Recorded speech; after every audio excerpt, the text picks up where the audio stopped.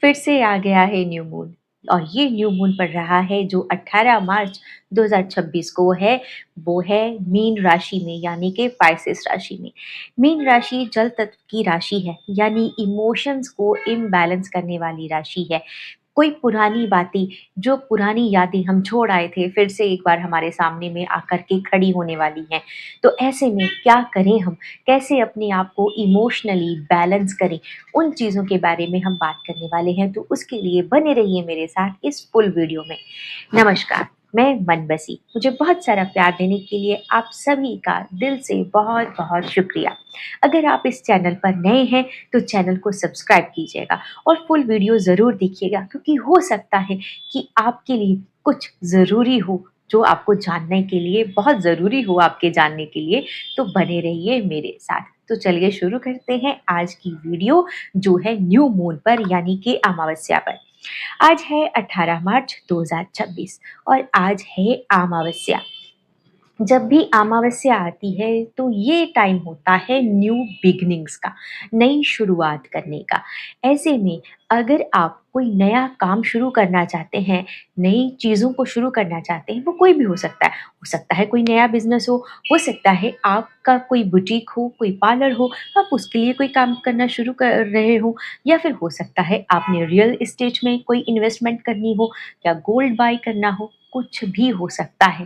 कोई भी नया काम, कोई भी नया प्रोजेक्ट अगर आपको लगता है कि ये आपको शुरू करना चाहिए, आपको थोड़ा-सा हिंट मिल रहा है कि भई शुरू कर दो, तो ये उसके लिए बहुत अच्छा टाइम है। अगर आप सोच भी ल रहे हैं, तो अपनी एक कॉपी या फिर एक डायरी लेकर के एटलीस्ट लिखना शुरू कीजिए क्योंकि जब नेक्स्ट ईयर आएगा, क्योंकि अभी नवरात्रि का टाइम भी है, आज अमावस्या है और कल से शुरू हो जाएगी चैत्र नवरात्रि। और चैत्र नवरात्रि अपने आप में ही एक बहुत ही पॉजिटिविटी से भरा हुआ एक समय है। ऐसे में अगर आप चाहते हैं कि आप कोई लॉन्ग टर्म का गोल सेट करना चाहते हैं, तो आप अपनी लॉन्ग टर्म का जो गोल है वो सेट कर सकते हैं। कोई ऐसी विश जो आप चाहते हैं कि आने वाले अगले साल तक, जब अगले टाइम चैत्र नवरात्रि आए तब तक पूरी हो जाए, तो ये बिल्कुल सही समय है, आप कर सकते हैं। ये जो न्यू मून पड़ रहा है वो पड़ रहा है पाइसेस में यानी कि मीन राशि में। और मीन राशि जल तत्व की राशि है। जल, इसका काम है बहते रहना। हमारे इमोशंस वो क्या है? जल। हमारा सबकॉन्शियस माइंड वो क्या है? वो भी एक जल तत्व को रिप्रेजेंट करता है। ऐसे में हमारी जो इमोशंस हैं इन दिनों में, न्यू मून का समय है, वो इम्बैलेंस रह सकते हैं। कोई पिछली पुरानी यादें हो सकती हैं या कोई पुराने व्यक्ति, कोई पर्सन हो सकते हैं जिन्हें आप कब का छोड़ आए। वो चीज़ें जो आप कब की पीछे छोड़ आए हो, जिसके बारे में आप सोचते भी नहीं हो, एक बार फिर से आपके सामने में आकर के खड़ी होने वाली हैं। अगर आपको लगता है कि वो चीज़ें आपके सामने में आकर खड़ी हैं और आपको थोड़ा-सा ट्रिगर कर रही हैं, तकलीफ़ दे रही हैं, तो ये समय है उन यादों को, उन पुरानी चीज़ों को छोड़कर आगे बढ़ने का, क्योंकि न्यू मून लेट गो करने का टाइम भी है। यानी आप अपनी उन पुरानी यादों से, उन पुरानी वरीज़, पुरानी टेंशन्स या उन चीज़ों से फिर से एक बार उन्हें पीछे छोड़कर अपनी लाइफ में आगे बढ़ जाइए, क्योंकि अगर वहीं फंसे रहे, वहीं अटक गए, तो वहीं के वहीं रुक जाओगे। ये टाइम आगे बढ़ने का है, न्यू बिगनिंग्स का टाइम है, नई शुरुआत का टाइम है और लेट गो कर दीजिए अपनी उन टेंशन्स को, उन वरीज़ को। और इस समय में क्योंकि हम इमोशनली इम्बैलेंस हो सकते हैं, अब ये भाग-दौड़ वाली ज़िंदगी है, इस भाग-दौड़ की ज़िंदगी से थोड़ा-सा टाइम निकालिए, थोड़ा-सा पॉज़ लीजिए खुद के लिए, अपनी हायर सेल्फ के साथ कनेक्ट होने के लिए, तो थोड़ी-सी मेडिटेशन ज़रूर कीजिए। कल से नवरात्रि शुरू हो जाएगी, चैत्र नवरात्रि का पावन पर्व शुरू हो जाएगा, जब हम नेचर से कनेक्ट करेंगे। क्योंकि जो पाइसेस है, जो मीन राशि है, वो हमारी ग्राउंडिंग की भी बात करती है और वो ग्राउंडिंग हमारी कैसे होगी? जब आप पौधों से प्यार करेंगे। और आप इन पौधों से प्यार कैसे करेंगे? क्योंकि जो पाइसेस है वो वाटर एलिमेंट, वाटर साइन की राशि है, जल तत्व की राशि है। तो ऐसे में आप प्लांट्स के पास बैठिए, आपकी जो भी टेंशन्स हैं जो भी वरीज़ हैं, उनको थोड़ा-सा साइड रख के इस नेचर के साथ, इन पेड़-पौधों के साथ आप बात कीजिए। इनकी थोड़ी-सी केयर कीजिए, इनकी मिट्टी को फिर से एक बार थोड़ा-सा गुडाई कर दीजिए, जो पुराने पत्ते हैं, उनको हटा दीजिए, धूल-मिट्टी है, आप उसको कपड़े से साफ कर दीजिए। इन पौधों को पानी दीजिए, आप देखेंगे आपकी ग्राउंडिंग हो जाएगी। ग्राउंडिंग करने से क्या होता है कि हमारे जो दबे हुए इमोशंस होते हैं, वो बातें जो हम किसी से नहीं कह पाते हैं, वो रिलीज़ होना शुरू हो जाते हैं, निकलनी शुरू हो जाती हैं। आप देखोगे कि जब आप नेचर में बैठेंगे, किसी गार्डन में, किसी पार्क में, किसी पेड़ के पास या किसी पौधों के पास, जैसे अभी ये मेरे डेस्क पे है, ये मेरे डेस्क में रहता है, मेरे ऑफ़िस के अंदर में, मेरे घर के अंदर में, मेरे घर के बाहर, हमारे मेन डोर के बाहर में मैंने प्लांट्स लगाए हुए हैं। प्लांट्स आपकी लाइफ़ में पॉज़िटिविटी को भरते हैं। और जब आप जो भी पर्सन इन पौधों को पानी देता है, इनकी केयर करता है, तो ये नेचर भी उससे प्यार करने लग जाती है, उसकी केयर करने लग जाता है। तो ऐसे में जब आपके ऊपर कोई टेंशन्स या फिर कोई मुश्किल टाइम जब आता है, तो ये पौधे आपकी ग्राउंडिंग करने में आपको हेल्प तो करते ही हैं, साथ में आपकी जो वरीज़ हैं, आपकी टेंशन्स जो होती हैं, वो भी अपने ऊपर कई बार ले लेते हैं। आप कभी देखिएगा कि मोस्टली कई बार घरों में, जैसे मेरे घर में जो भगवान की कृपा है, तुलसी जब ठंडी आती है तो हल्का-फुल्का पत्ते सूख जाते हैं, बट वो फिर से हरे होने शुरू हो जाते हैं।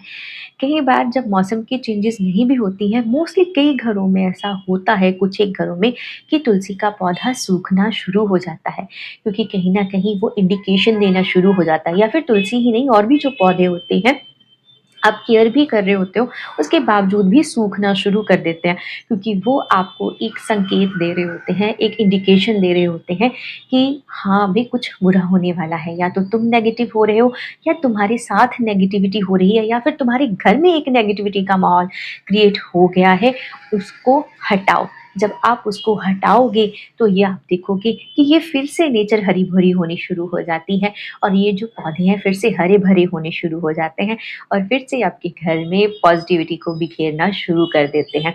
अगर आपके घर में भी ऐसा अगर हो रहा है, तो एक बार उन पौधों पर नज़र ज़रूर डालिए। हो सकता है वो आपको कोई इंडिकेशन देने की कोशिश कर रहे हों, उसे बस थोड़ा-सा समझने की ज़रूरत है। हम एक नेचर हैं, और ये जो नेचर है, जब हम इससे कनेक्ट करते हैं, इन पेड़-पौधों से, वनस्पतियों से, मदर अर्थ से जब हम कनेक्ट करते हैं खुद को, तो ये हमें बहुत सारी चीज़ें बताने की कोशिश करती है।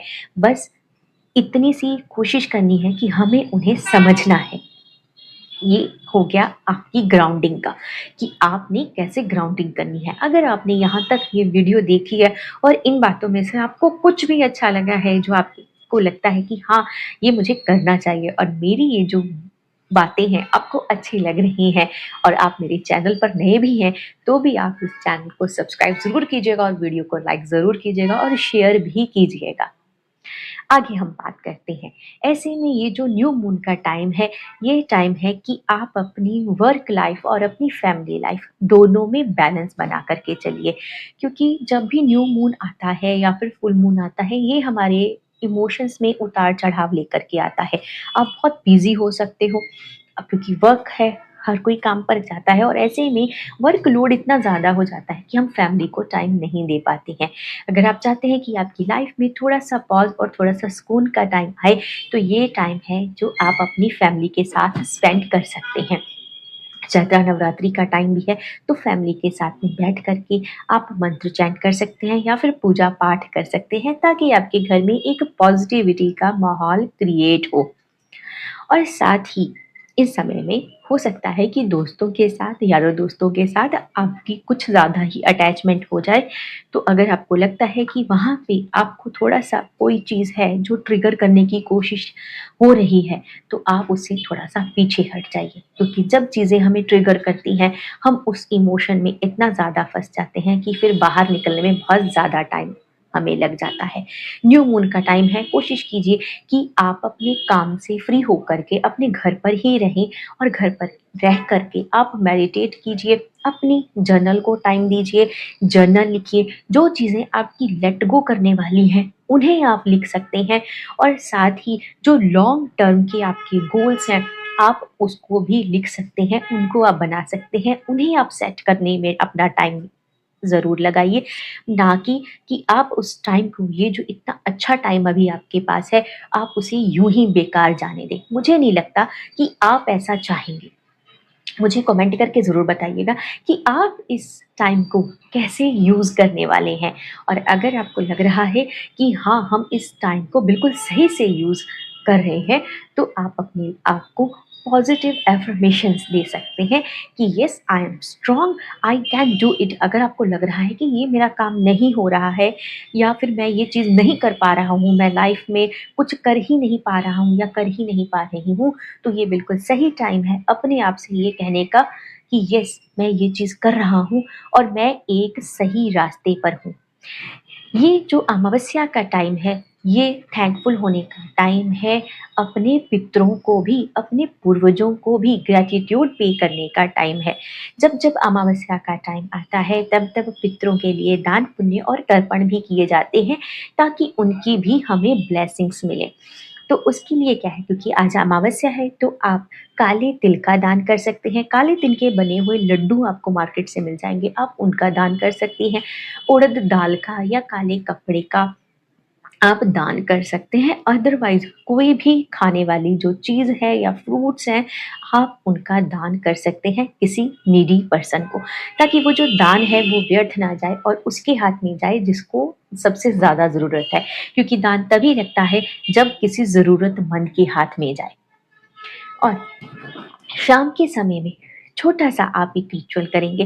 अमावस्या का समय है, अपने पितरों के नाम का, अपने पूर्वजों के नाम का, उनको थैंकफुल होने के लिए साउथ डायरेक्शन में, घर की साउथ डायरेक्शन, घर चाहे आपका हो, चाहे किराए का हो, चाहे आप एक किसी अपार्टमेंट में रहते हो, साउथ डायरेक्शन की तरफ मुँह करके उनके नाम का एक सरसों का दिया ज़रूर जलाइए। ताकि आपको उनकी ब्लेसिंग्स मिले और उन्हें लगे कि हाँ, ये आप उनके लिए, उनके नाम का एक दिया, एक रोशनी दिखा रहे हो। अगर पॉसिबल नहीं हो पा रहा है, आपको लगता है कि नहीं, दिया जलाना पॉसिबल नहीं है, तो एटलीस्ट साउथ डायरेक्शन की तरफ अपना फेस करके अपने पितरों को हाथ जोड़ करके थैंकफुल ज़रूर होइए। पितरों के लिए जब हम उनको थैंकफुल होते हैं, जब हम उनको प्रणाम करते हैं, तो ये मुद्रा बनाई जाती है। इस तरह से करके हम उनको थैंकफुल होते हैं, उनको प्रणाम करते हैं। आपके मन में जो भाव आए बस आप बोल दीजिए मन ही मन। ज़रूरी नहीं है कि आपने कुछ चिल्ला के बोलना है या आपने लाउडली बोलना है। बस हाथ जोड़ कर के आप मन ही मन बोलिए कि थैंक यू, हमें जन्म देने के लिए, आपकी वजह से हम हैं। हमें हमारी लाइफ में तरक्की, प्रगति देने के लिए आपका बहुत-बहुत थैंक यू। बाकी आपकी जो भावना है, जैसी भी है, आप पॉजिटिव चीज़ें बोलिए, ना कि नेगेटिव कि मेरी लाइफ में ये हो रहा है, मुझे ये नहीं मिला, मुझे वो नहीं मिला, इन चीज़ों के बारे में नहीं।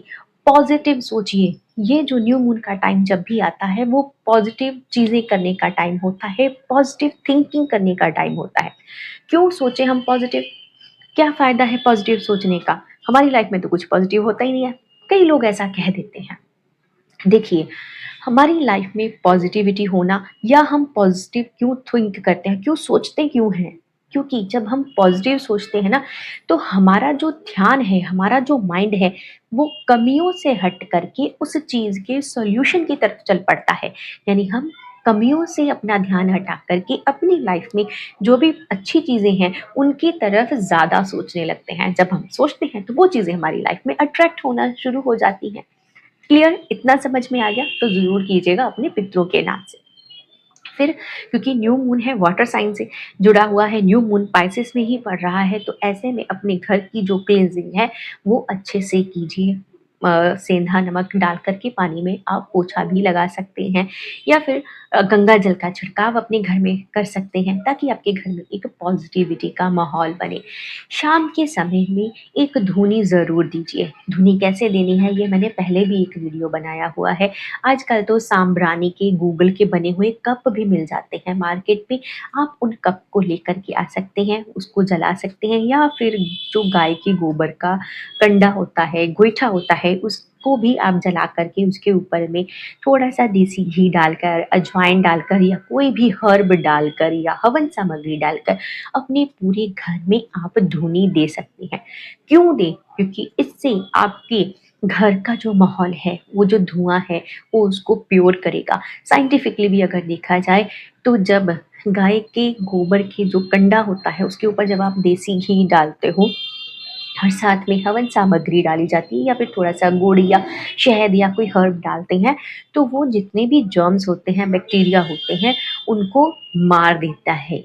इतनी ज़्यादा उसमें पावर होती है। आप चाहें तो गूगल भी कर सकते हैं, थोड़ी-सी मेहनत खुद से भी करो यार, मैं कितनी करूँगी।